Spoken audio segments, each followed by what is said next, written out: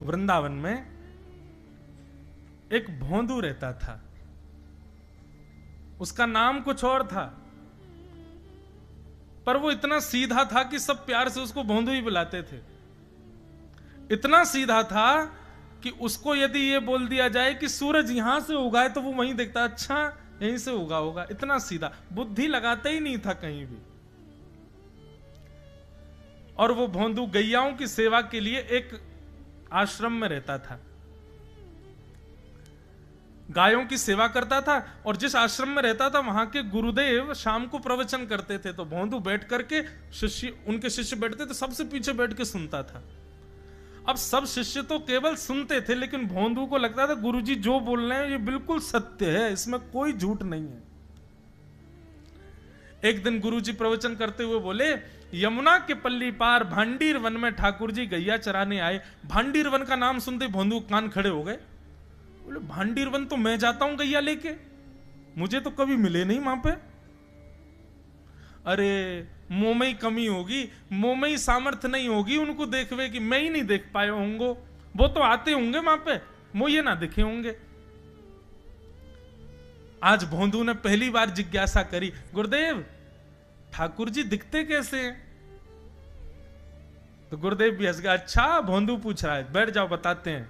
बोले बरहा पीड़म नटवर वपु कर्णयो कर्णकारम विभ्रदवा सह कनक कपिसम वैजयंती चमाला रंध्रान वेणो धर सुधया पूरयन गोप वृंदई वृंदा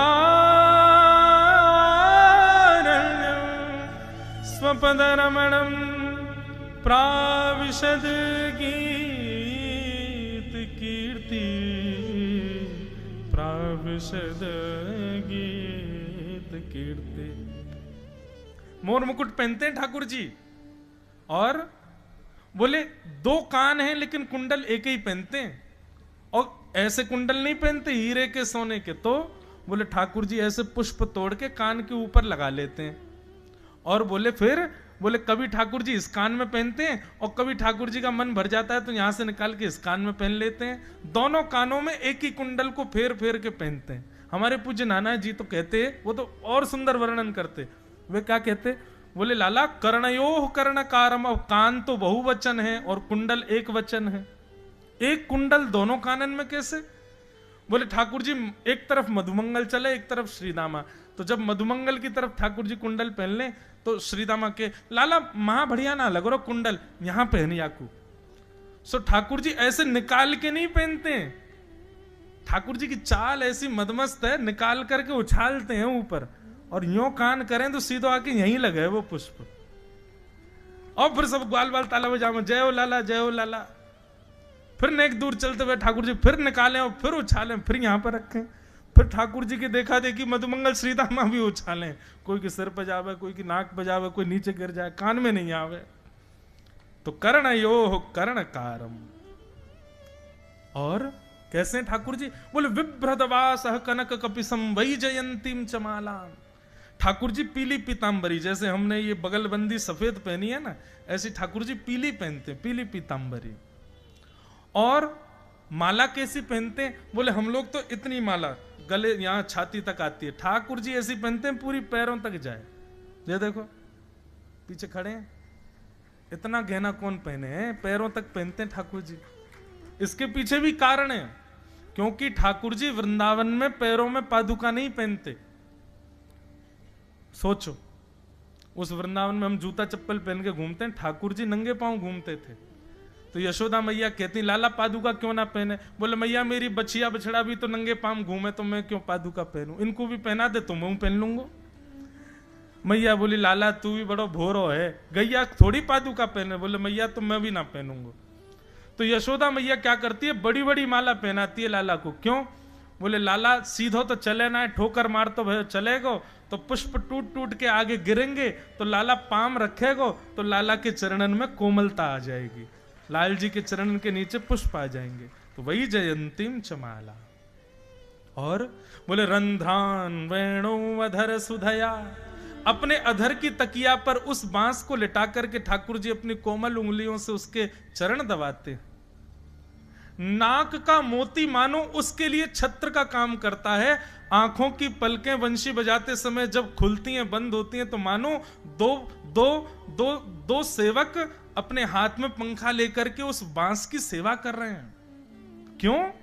अरे भैया, या बांस ने गर्मी सही, सर्दी सही, वर्षा सही खड़ी रही, बंशी बनाने वाले ने या को बीच में ते आके काट दियो, वाकू भी सहो, छील दियो तब भी सहो, सरिया ते या में छेद कर दिए तब भी सहे, इतने सहवे वारे की तो मैं सेवा ही करूंगा अपने होठ पे बैठा करके।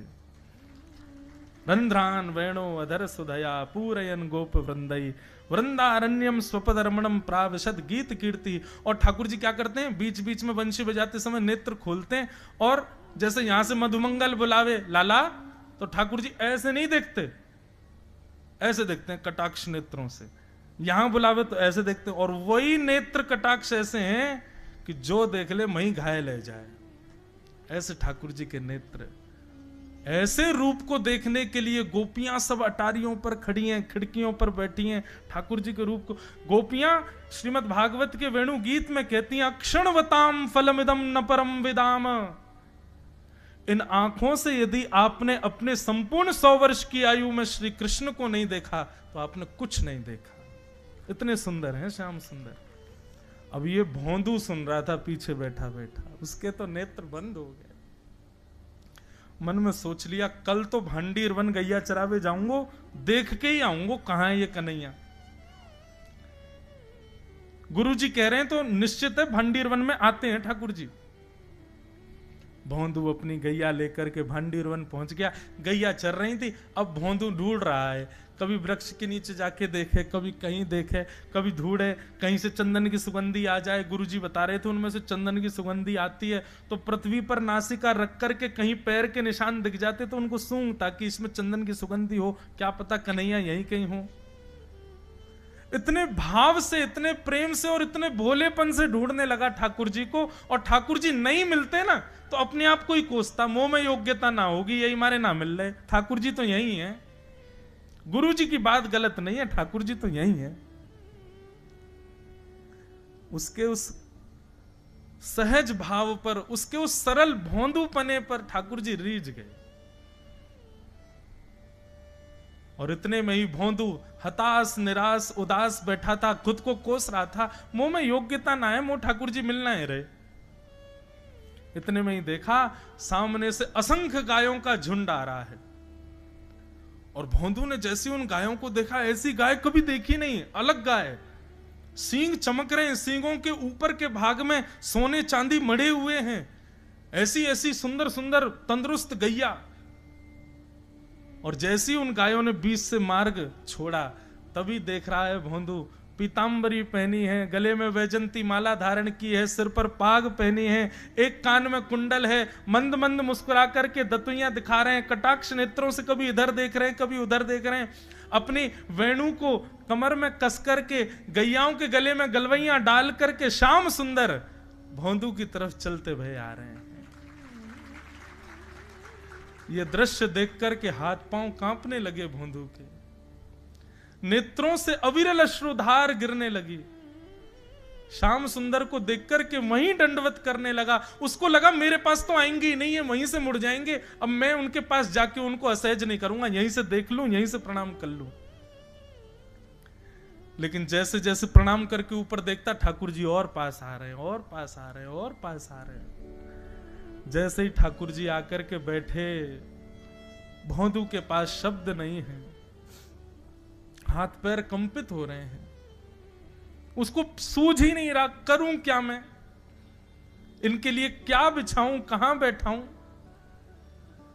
ठाकुर जी ने अपने आप ही भोंदू के गले में हाथ डाली, अरे तेरा नाम कहा है। जैसे ही ठाकुर जी ने नाम पूछा, भोंदू अपना ही नाम भूल गया, बोले मुझे याद ही नहीं मेरा नाम क्या है, पर प्रेम से सब लोग मुझे भोंदू बुलाते हैं। अब तो भोंदू नाम सुनते ही ठाकुर जी ताली दे दे के हंसने लगे, तेरा नाम भोंदू है? बोले हाँ मेरा नाम भोंदू है। और ठाकुर जी आपको अच्छा लगा? बोले हाँ बहुत अच्छा लगा। आपको नाम कहा है? ठाकुर जी बोले, तुम वो ना जाने?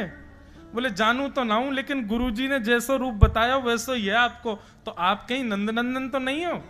ठाकुर जी बोले, हाँ मैं नंदनंदन नहीं हूं, यशोदा जी को लाला, नंद जी को लाला। भोंदू बोलो, जय हो भगवान, आज आपके दर्शन है गए। गुरु जी और सब बालकन को तो आप शायद रोज ही मिलते होंगे, लेकिन मैं ही अभागो, मोको आप आज ही मिले हो। ठाकुर जी बोले, अब चल बात मत बनावे, जल्दी कछु खवा, मुंह को भूख लग रही है। भोंदू एक कपड़े में रोटी बांध के उसमें मिर्च और गुड़ रख करके लेके गया। 2 रोटी थी। भोंदू ने जैसी खोली, एक रोटी ठाकुर जी के सामने धर दी, एक अपने पास रख ली। बोले, मैं भी तो खाऊंगा। ठाकुर जी ने बढ़िया रोटी ऐसे घुमाई और प्रेम से गुड़ खामे और रोटी पान लगे प्रेम से। और ठाकुर जी तो चप चप करके नेक देर में पा गए। भोंदू तो भूल ही गयो, मुंह खानो भी, वो ठाकुर जी को ही देख रहा है। ठाकुर जी बोले, और जोर की भूख लगी, ला अपनी रोटी दे दे। भोंदू बोलो, मुंह को भी भूख लगी है। बोले, अच्छा चल आधी आधी खा ले, या मैं आधी तू खा ले, आधी मैं खा लूं, दोनों खा लिए। कल ते नेक्स्ट से ज्यादा सी रोटी ले आइयो, भूख ज्यादा लगे, और सुन यही समय आइयो, मिलूंगा कल भी तोते। ठाकुर जी अपने मार्ग पर चले गए। भोंदू इतना प्रसन्न है, बोले आज मुझको ठाकुर जी मिल गए। लौट करके आया, गायों को यथावत बांध दिया, हाथ पांव धो के गैयाओं की सानी करी। गुरुदेव के प्रवचन का समय हो गया। भोंदू पीछे जाके बैठ गया, नेत्रों से बस आंसू ही आंसू निकलते जा रहे हैं। अपने गुरुदेव को प्रणाम करे, इनकी कृपा से ठाकुर जी मिले। उसने किसी को नहीं बताया, उसको लगा सबको ही मिलते हैं भगवान, मुझे ही मिले हैं बहुत दिन बाद। दूसरे दिन भोंदू खूब सारी सामग्री रसोई घर में इकट्ठा करके जाने लगा। किसी ने जाके गुरुदेव से कह दिया कि भोंदू बहुत सारी सामग्री ले जा रहा है। गुरुदेव ने जाके कही, भोंदू इतनी सामग्री ले जा रहा हो भैया, वो भंडारो करेगो का? नहीं गुरुजी, भंडारो तो नहीं करूंगा, वो नंद नंदन नाम है, वो यशोदा नंदन मदन मोहन, वो अपनी गैया चरा के आए, कल भी आए, मेरी रोटी खा गए, मैं भूखो ही रहेगा कल। या हमारे ज्यादा सी ले जा रहा हूं, बेचारे बहुत भूखे आए कल, कि उनको पेट भर जाएगा, मैं भी पा लूंगा। या हमारे गुरुजी आज ज्यादा सामग्री ले जा रहा हूं। गुरुदेव ने मन में सोचा, ये बात कोई और कहे तो अविश्वास किया जा सकता है, लेकिन भोंदू झूठ नहीं बोलता। भोंदू कभी झूठ नहीं बोलता, भोंदू की बात पर विश्वास करना ही पड़ेगा। गुरुदेव बोले, सुन सुन इधर बैठ, ठाकुर जी आए थे? बोले, हाँ। अच्छा, उनका रूप कैसा था? जैसा रूप आपने बताया था ना गुरुजी, बिल्कुल वैसा, ऐसे कटाक्ष नेत्र, मोती जैसे दांत, ठाकुर जी की मुस्कान ऐसी, पाग ऐसी, कान ऐसे। गुरुदेव के तो नेत्र बंद हो गए, वे सब अनुभव करने लगे। लेकिन गुरुदेव बोले, रूप कैसा भी बता दे, चरण यदि इसने बता दिए तो मैं मान जाऊंगा कि ठाकुर जी थे। अच्छा, तूने चरण देखे? बोले, हाँ गुरुजी, मैंने चरण देखे। चरण कैसे थे? बोले, चरण ऐसे ठाकुर जी, उत्तुंग रक्त विलसन नख चक्रवाल। ठाकुर जी के चरण जब वो चल करके आगे बढ़ते हैं ना, तो चिन्ह बन जाते हैं। कहीं ध्वजा बनी थी, कहीं शंख बना था, कहीं कुछ बना था। और उनके जो नखून है ना, उनमें से ऐसा लगता है मानो जैसे कोमल का पराग हो, कमल का पराग हो। और चरणों का रंग कैसा, जैसे मानो जैसे गुरुदेव कमल होता है ना, कमल की आकृति, ऐसे ठाकुर जी के चरण। जब चरण का यथावत वर्णन भोंदू ने कर दिया, गुरुदेव समझ गए। बोले, निश्चित ठाकुर जी आते। नहीं तो भोंदू कहां जाने, इतनी बुद्धि नहीं है उस पे कि वो इतना सब कुछ ढूंढ धाड़ के मुझे बताए। भोंदू एक काम करेगा? बोले, हाँ। ठाकुर जी आएंगे तो तेरे सखा बन गए? बोले, हाँ। तो उनको लेकर के आश्रम आ जा, यहां पे आ जा। भोंदू बोला कि इतने योग्य बालक हैं, लेकिन ठाकुर जी ने किसी से नहीं कही, मुझसे कही है। अगर मैंने ये काम नहीं किया तो मेरा जीवन व्यर्थ है। भोंदू को लगा ठाकुर जी सबसे ही मिलते हैं, गुरु जी किसी से भी कह के बुलवा लेते, मुझको काम दिया। भोंदू ने तो उसको अपने हृदय में ले लिया, अब ये काम मुझे करना है। बोले, गुरु जी मैं वचन दे के जा रहा हूं, ठाकुर जी को मैं लेके आऊंगा। जा बेटा। भोंदू वन में चला गया। अब तो उसको मिलने की भी एक्साइटमेंट नहीं है, और कोई उसके मन में भाव ही नहीं है। उसको ये है बस ठाकुर जी को मैं ले जाऊं। जाकर के बैठा, ठाकुर जी अपनी गैया चराते भये, बढ़िया सुंदर एक डंडा पर हाथ टांगे भये ठाकुर जी आए। रूप देख करके फिर से भावुक हो गया भोंदू। ठाकुर जी आकर के बैठ गए, बोले चल जल्दी निकाल रोटी, भूख लगी है मुंह को। भोंदू सजाता जा रहा है, थाली ठाकुर जी को देता जा रहा है। बोले जय जय, एक प्रार्थना करूं? बोले करो। आप मेरे संग मेरे सखाओ ना आप? बोले हाँ तेरो सखाऊं तो मेरी बात मानोगे? बोले कहा आप मेरे संग आश्रम चलो गुरु जी के पास। ठाकुर जी रोटी पाते जा रहे, ठाकुर जी ने अनसुनी कर दी बात। बोले जय जय कछु कहो ना, आप चलोगे ना? ठाकुर जी बोले हम तेरे सखा हैं, तेरे गुरु जी के सखा नहीं है। तू मोते मिल, तू मेरे संग खा, तू मेरे संग रहे, तू कछु कर, तो कुछ सब अधिकार है, लेकिन ये हम गुरु जी ते मिल बातें मिल ये सब हम नहीं करेंगे। हम बस तेरे सखाएं, तो ये जाने और कोई ये ना जाने। ए जय जय ऐसे मत कहो ना, वे नहीं बताते तो मैं तो आपको देख ही नहीं पाता, मैं तो आपको जानता ही ना हूं। उनने ही तो मुझको बताई कि आप भांडीर बनाते हो, आपका रूप ऐसा है, उनने कृपा करके मुझको आपसे मिलवाए हो, वही हमारी मित्रता के मूल आधार हैं, उनसे तो मिलवे चलो ना। ठाकुर जी बोले देख ज्यादा जिद मत करे, हमने तो उसे एक बार कह दी हम नहीं जाएंगे नहीं जाएंगे नहीं जाएंगे। ठाकुर जी रोटी पा रहे थे तो भोंदू ने हाथ से रोटी और छनाई, बोले ये भी दो, ये भी गुरु जी की है, लाओ ये मिर्च गुड़ सब दो, ये सब गुरु जी को, ये भी मत खाओ। और सुनो, यदि हमारे गुरु जी से आपको प्रेम नहीं है तो हमको आपसे प्रेम नहीं है। कल ते अपनी गैयान को लेकर कहीं और चरावे जाओ, होंगे तुम नंदन नंदन अपने गांव के, मेरे गुरुजी के पास नहीं जाओगे। और सुनो, ये मुंह में जो रोटी रखी जाओ को उगल ले आओ, ये भी गुरुजी की रसोई में बनी है, हमारे गुरुजी से नहीं मिलेंगे। ठाकुर जी बोले अरे भोंदू ने रुक तो, नहीं नहीं नहीं अब तो मैं सुनूंगा ही नहीं, आपने ऐसे कैसे कह दी नहीं जाएंगे, 3 बार नहीं जाएंगे नहीं जाएंगे। और ये भांडीरवन मेरो है, मैं यहां गैया चरावे आऊं, कल से अगर तुम और तुम्हारी गैया दिख गई मुंह को तो तुम्हारी गैयान को लेके मैं चलो जाऊंगा आश्रम, फिर तुम्हारी मैया बाबा तुमको मारेंगे। ठाकुर जी बोले अरे भोंदू इतना नाराज?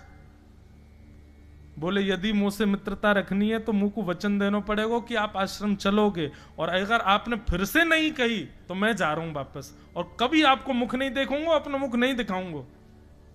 ठाकुर जी बोले इस मुख को देखने के लिए या संग के लिए लोग पता हो तो कितनी तपस्या करें। बोले जो तपस्या करें उनको मुबारक, तुम मुंह को ना चाहिए, मुंह ना मिलनो तुमते, मुंह कोई गरज ना पड़ रही तुमते, आज तक नहीं मिले, कल ही तो मिले हो मोते, वो भी गुरुदेव की कृपा से मिले हो, जाओ मत मिलियो, मुंह ना चाहिए तुम। ठाकुर जी बोले मैं तो ना जाऊंगा, मैं तो तेरे पास ही रहूंगा। बोले तुम मत जाओ, मैं जा रहा हूं। बंधु ने अपनी सब सामान उठाए, गैया वैया उठाई, हाँकता हुआ गैयाओं को लेके जाने लगा वापस। ठाकुर जी के नेत्र सजल हो गए। भोंदू, ठाकुर जी पुकार रहे हैं भोंदू को, मानो जैसे त्रिलोकी लेके जा रहा है वो ठाकुर जी के, जैसे मानो पूरा ऐश्वर्य ठाकुर जी का ले जा रहा हो। अरे भोंदू ने रुक तो जा। भोंदू बोला अपना मुख भी नहीं दिखाऊंगा यदि आप नहीं चलोगे तो। भोंदू थोड़ी दूर गया, ठाकुर जी को लगी वापस आ जाएगा, थोड़ी और दूर गया, लगा अब आ जाएगा, लेकिन जब भोंदू दिखना बंद हो गया हमारे ठाकुर जी विचलित हो गए, दौड़े भोंदू की तरफ। गैया चराता हुआ वापस जा रहा था अपने आश्रम, ठाकुर जी दौड़ करके गए और जाकर के भोंदू के पिद्दी पे चढ़ गए। पिद्दी समझते हैं? ये कंधे पर चढ़ जाना, इसको ब्रज भाषा में कहते हैं पिद्दी पे चढ़ना। ठाकुर जी जाकर के पीछे से कंधा पे चढ़ गए, पाम से पेट पकड़ लिया और हाथन से बोले ले चल अपने गुरुदेव के पास, चलूंगा तू जहां कहेगो, लेकिन तो दूर नहीं जान दूंगा। और भोंदू ठाकुर जी को ऐसे ऊपर चढ़ा करके गैयाओं के साथ लेकर के आश्रम जा रहा है। गैयाओं ने जैसे ही आश्रम में प्रवेश किया, गुरुदेव आकर के खड़े हो गए और मन में बस विचार कर रहे थे, हाथ पांव कांप रहे थे, बोले ठाकुर जी आएंगे कि नहीं। और जैसे ही गायों का समूह भीतर प्रवेश हुआ, इतने में ही भोंदू आया और तभी देखा भोंदू के पिद्दी पर ठाकुर जी टंगे भय आ रहे हैं। ये दृश्य देखते ही गुरुदेव मूर्छित होके गिर पड़े। वही जैसे तैसे होश में आए, होश में आकर के जैसे ही ठाकुर जी को देखा।